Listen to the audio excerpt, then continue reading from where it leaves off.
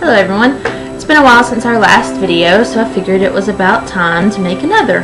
I had to make some Mojo bags recently for some people, and I was asked how you go about making your own Mojo bags, and it's actually very simple. Of course, you have your more advanced and more in-depth spells, but your basic Mojo bag spell, just about anyone can do.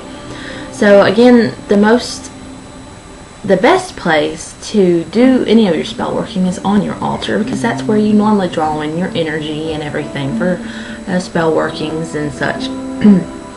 So, like most cases, having everything handmade does help, because it's putting your energy into it, and it gives you more opportunity to put that intent and will and energy into what it is your goal is.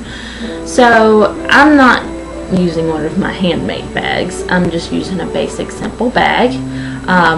It doesn't have to be drawstring. In fact, I actually sew my bag shut, because you don't want to go back into the Mojo bag. Once it's sealed, leave it sealed. That's the rule of thumb. So filling your Mojo bag, back in the old days they actually used a lot of bones and such when they would fill their bags. They felt that the marrow and bones would help absorb the negative energy. So they used a lot of chicken bones because it fit in the bags better. But we're not going to use any chicken bones. We're going to use herbs and stones, which are more simple and easier to get a hold of for most people. Now, when you choose your herbs, you'll want to find herbs that have the properties for protection. Pull out your book, your encyclopedia for magical herbs, go online, whatever you need to do, and find herbs that have protection properties, because these are obviously the goal that we have for our protection Mojo bag. So when you get your herbs and you pick them out, and you'll want to get your mortar and pestle out and get all the herbs together and grind them together, making them bond together, because they're going to be together in the bag, but you want to release their energies with each other. So as you actually grind your herbs, you want to visualize the intent and the purpose and put that energy into the herbs as they're being crushed up and ground and everything while you use this. So when you're done with your herbs, you're going to want to put them in your bag along with a stone. What kind of stone? Again, you can pull out your book or get online and find the stones that are good for protection. If you don't have any stones handy that are good or defined as protection stones, you can go out to your driveway and find a quartz, a stone of some sort. The whole purpose of the stone is it's going to absorb the negative energy. Some can hold more, some can absorb better, but most stones will at least absorb some negative energy. So if you're doing it in a spur of the moment type thing, find one from your driveway, your flower bed, something. So we've got our stone, we got our bag with our herbs. We'll want to put our stone in there and close it. Now again, I sew my bag shut, because once your bag is sealed, you do not want to open it again. Now, after your bag is sealed, you have a few handy dandy things to say, of course. Now on your altar, normally you will have a symbol for each element set up. You still want to use those elements for this spell. So I have my fire, represented by a white candle. I have my air, represented by incense,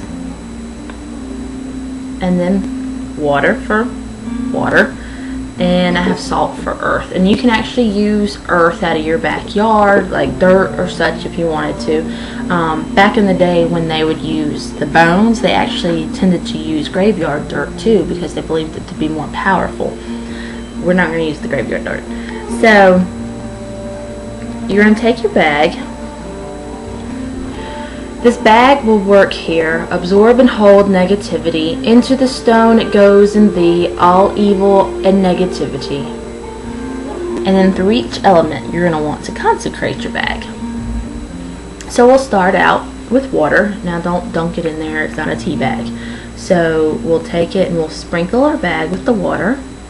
With water do I consecrate this bag, an instrument which will absorb and hold negative energy sent to its wearer.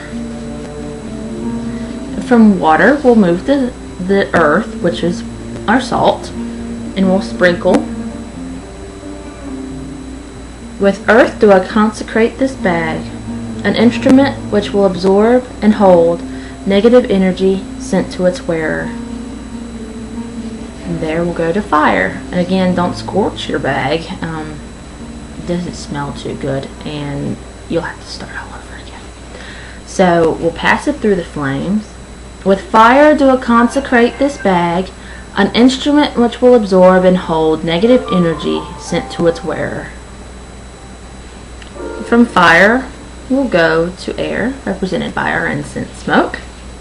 And with air do I consecrate this bag, an instrument which will absorb and hold negative energy sent to its wearer.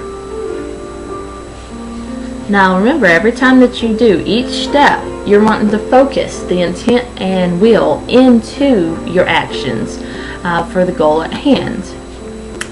And like I said, when your bag is sealed, leave it sealed, because you actually have a proper way to dispose of the Mojo bags. And lots of people, what they'll actually do is they'll actually bury it under a full moon and say a little something about it doing its job well and everything. But you do not want to reuse anything in this bag, because its purpose is to absorb negative energy. You don't want that negative energy in anything that you might do later on.